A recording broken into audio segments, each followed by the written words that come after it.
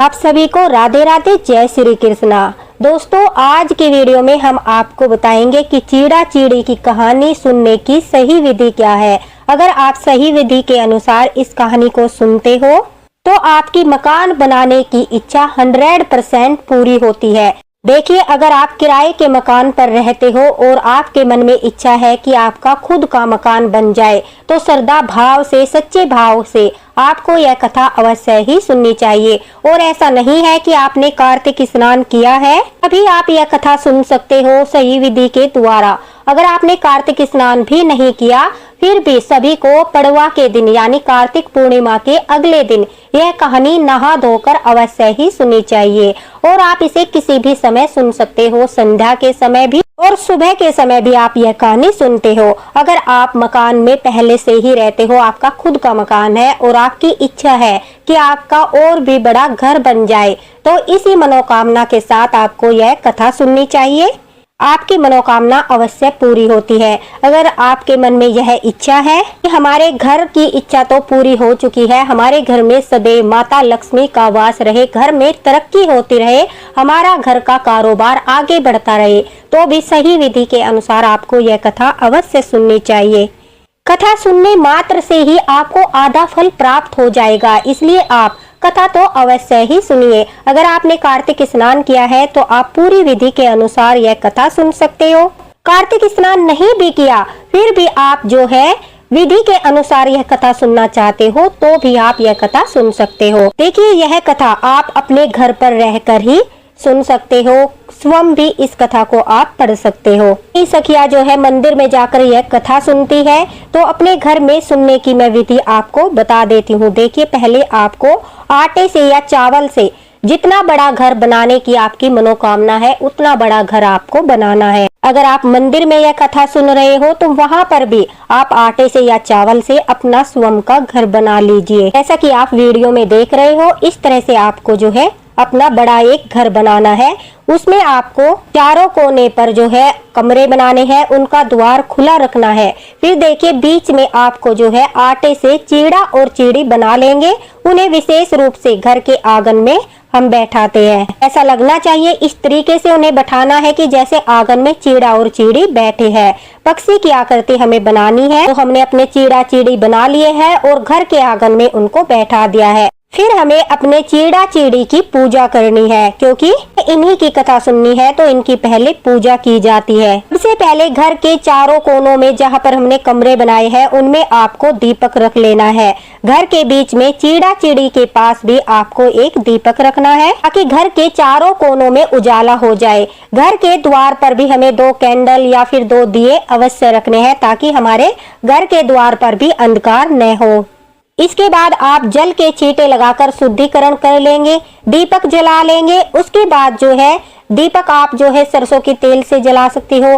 तिल के तेल से जलाना बहुत शुभ होता है और घी से अगर आप जला सकते हो, सामर्थ्य है तो आप घी से भी है दीपक जला सकते हो। फिर हम अपनी पूजा शुरू करते हैं। सबसे पहले हम चीड़ा चीड़ी को रोली से या सिंदूर से तिलक करेंगे। उसके पश्चात वस्त्र रूप में हम कलावा समर्पित कर देंगे। अपने सभी दियों पर भी हम अच्छे से तिलक लगा लेंगे। भोग के रूप में हमें सभी दियों के पास भी और चीड़ा चीड़ी को भी देखिए अन्न का भोग लगाया जाता है, इसलिए खील और पतासे का भोग हम यहाँ पर लगाएंगे।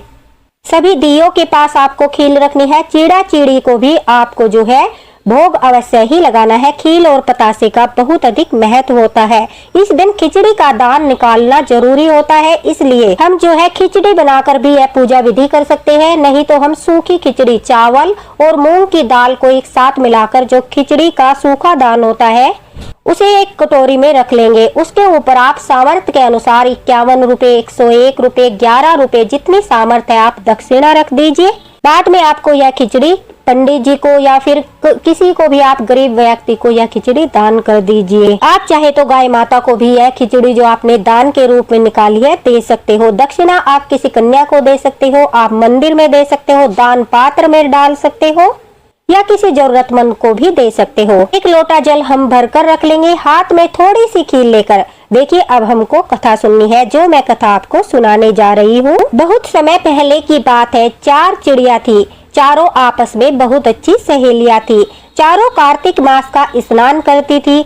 अब पड़वा आई। चारों ने सोचा चलो खिचड़ी बनाई। एक चिड़िया चावल लेकर आई, एक चिड़िया दाल लेकर आई और एक चिड़िया घी लेकर आई। सब ने मिलकर खिचड़ी बनाई। सभी ने मिल बांटकर खिचड़ी बनाई। उसके बाद सोचा चलो पहले नहाकर आते हैं, फिर बैठकर आराम से हम खिचड़ी खाएंगे। पहले एक चिड़िया आई, उसे भूख लगी हुई थी। बाकी चिड़िया अभी नहीं आई थी तो उसने खिचड़ी की भात खा ली। दूसरी चिड़िया आई, उसने पानी पी लिया। अब तीसरी चिड़िया आई, उसने खिचड़ी खा ली। और जब चौथी चिड़िया आई तो सिर्फ खुरचन ही बची थी, उसने खुरचन को खा लिया। चारों चिड़िया मर गई। जिस चिड़िया ने भाप खाई थी वो चिड़िया राजा के यहाँ राजकुमारी बनी।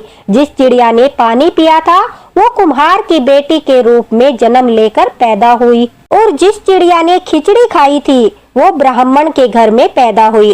दोस्तों, जिस चिड़िया ने खुरचन खाई थी वह हाथी बनी। जो कुम्हार की लड़की थी वो राजा की लड़की के यहाँ पर दासी बन गई। ब्राह्मण की लड़की राजकुमारी की सहेली बन गई और हथनी भी राजा के यहाँ पर ही थी। यानी वह चारों सहेलियां फिर से एक ही जगह पर इकट्ठी हो गई। जो राजकुमारी थी उसको अपने पिछले जन्म की सारी बातें याद थी। जब अब राजकुमारी बड़ी हो गई। जब राजकुमारी की शादी हुई तो विदाई हो रही थी। उस समय राजकुमारी ने अपने पिताजी से कहा, पिताजी मेरी सहेलियां और दासी दोनों को मैं अपने साथ लेकर जाना चाहती हूँ। राजा ने कहा ठीक है, तुम लेकर चली जाओ। उसके बाद जब विदाई होने लगी राजकुमारी ने जाने से मना कर दिया। राजकुमारी ने राजा से पूछा कि अब तुम्हें क्या चाहिए? तो राजकुमारी ने कहा मुझे मेरी हथनी चाहिए, मैं तो इस हथनी को भी साथ लेकर जाऊंगी। राजा ने नौकरों से कहा कि हथनी को लेकर आओ। राजा के नौकर हथनी को ले जाने लगे लेकिन हथनी नहीं उठी। सबने बहुत कोशिश की लेकिन हथनी को कोई भी नहीं उठा पाया। तब राजकुमारी ने कहा मैं इस हथनी को उठाऊंगी। राजकुमारी हथनी के पास गई। उसने कान में पिछले जन्म की सारी बात कही, जिसे सुनकर जो हथनी थी वो तुरंत से उठकर खड़ी हो गई। यह सब देखकर राजा हैरान हो गया। राजा ने तुरंत से तलवार निकाल ली और कहा तुम बताओ कौन हो, क्योंकि तुम तो जानवरों से बात करती हो, तुम मेरी बेटी नहीं हो सकती, तुम तो कोई बहरूपिया हो। सच सच बताओ तुम कौन हो, नहीं तो मैं तुम्हारा सिर धड़ से अलग कर दूंगा। तब राजकुमारी ने हाथ जोड़कर कहा पिताजी मैं आपकी ही बेटी हूँ। पिछले जन्म में हम 4 चिड़िया थे। हमने कार्तिक मास का स्नान किया था और पड़वा के दिन खिचड़ी बनाई थी। फिर सारी बात राजकुमारी ने अपने पिताजी को बता दी।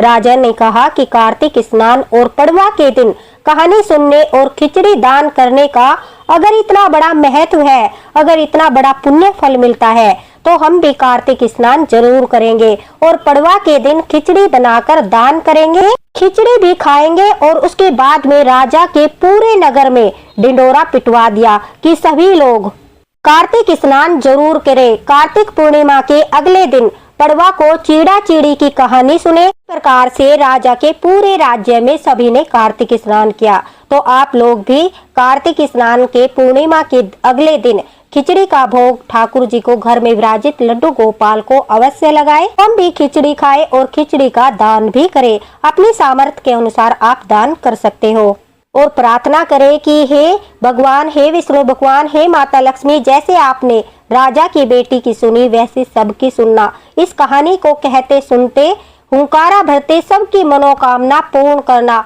जो भी इस समय इस कहानी को सुन रहा है घर बनाने की उसकी मनोकामना भी पूरी कर देना, उसके घर को अन्न धन से भर देना। यह प्रार्थना करते हुए विष्णु भगवान और लक्ष्मी माता को प्रणाम करें। यह थी चीड़ा चीड़ी की कहानी। कोई भी कहानी जो है अकेले नहीं सुनी जाती, उसके साथ में गणेश जी भगवान की कहानी अवश्य सुननी चाहिए। तो एक छोटी सी गणेश जी भगवान की कहानी भी मैं आप लोगों को सुना देती हूँ, जिससे आपको कहानी सुनने का पूरा फल मिलेगा। तो चलिए आपको गणेश जी की कहानी सुनाती हूँ। एक बार एक बुढ़िया थी। बुढ़िया अंधी थी। बुढ़िया को कुछ भी दिखाई नहीं देता था, लेकिन वह बुढ़िया रोजाना गणेश जी का पूजन करती थी। बुढ़िया की पूजा से खुश होकर एक दिन गणेश जी भगवान आए और बुढ़िया को बोले, हे बूढ़ी माई, मैं तुम्हारी पूजा से प्रसन्न हूँ, तुम कोई भी वरदान मांग सकती हो।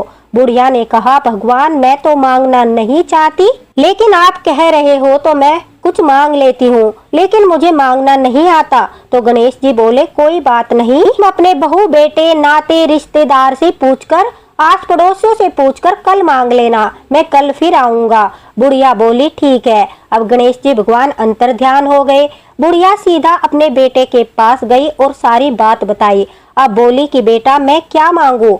उसका बेटा बोला बहुत सारा धन मांग लो माँ, जिससे हमारा अच्छे से गुजारा हो जाएगा, तुम्हारी सातों पीढ़ियां बैठकर खाएगी। बोली बेटा ठीक है।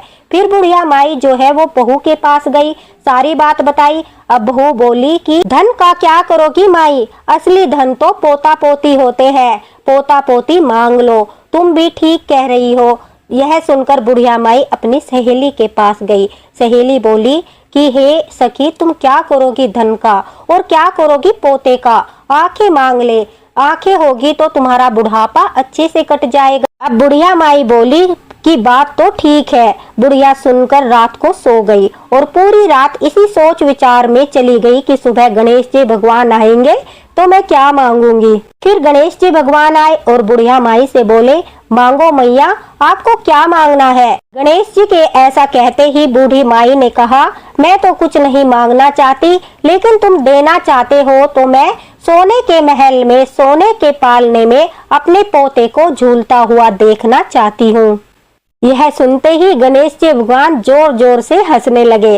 बोले बूढ़ी माई तुमने तो मुझे ठग लिया, मैं तो तुम्हें बहुत भोली समझता था, तुम तो बहुत ही चतुर निकली।